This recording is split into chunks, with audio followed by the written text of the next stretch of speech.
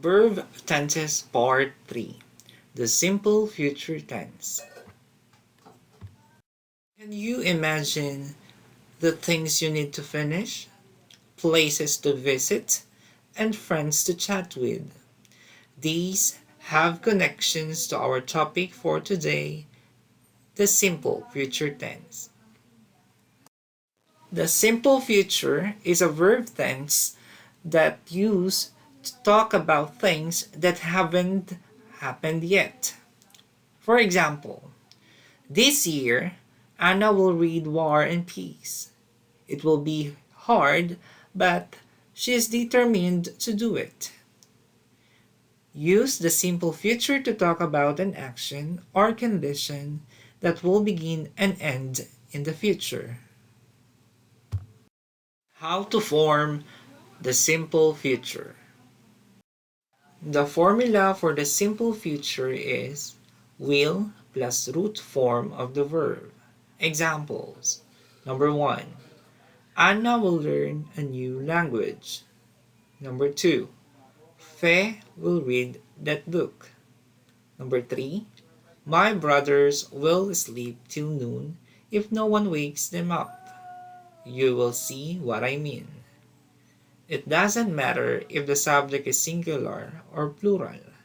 The formula for the simple future doesn't change.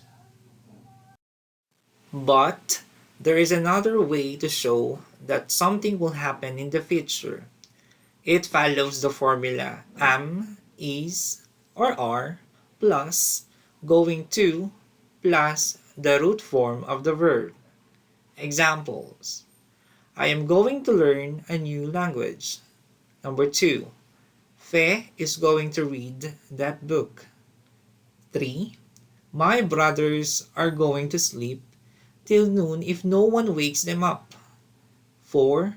You are going to see what I mean. The going to construction is common in speech and casual writing.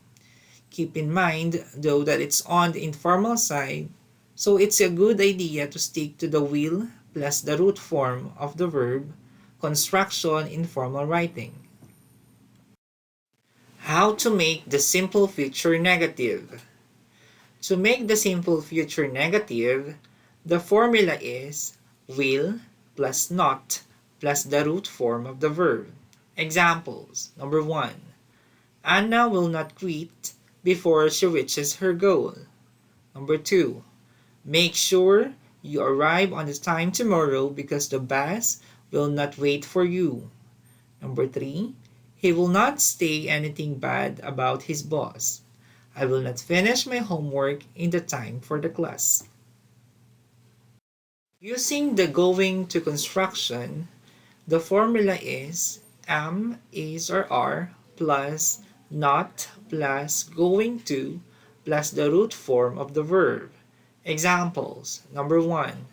Jen is not going to quit before she reaches her goal. 2. Make sure you arrive on time tomorrow because the bus is not going to wait for you. 3. Is not going to say anything bad about his boss. I am not going to finish my homework in the time for the class. How to ask a question. To ask a question in the simple future, the formula is will plus the subject plus the root form of the verb. Examples. 1. Will Anna finish War and Peace over the summer? 2. Will I have the discipline to study Spanish every day? 3. What will you buy with the money you found? The formula for the going to construction is am, is, or are plus the subject plus going to plus the root form of the verb. Examples. 1. Is Anna going to finish War and Peace over the summer? 2. Am I going to have the discipline to study Spanish every day? 3. What are you going to buy with the money you found? Here are some common verbs in the simple future. For the infinitive, to be, to ask, to work, to call, to use, to have. For the simple future, will be, will ask, will work, will call, will use, will have. And for the negative, will not be, will not ask, will not work, will not call, will not use, and will not have.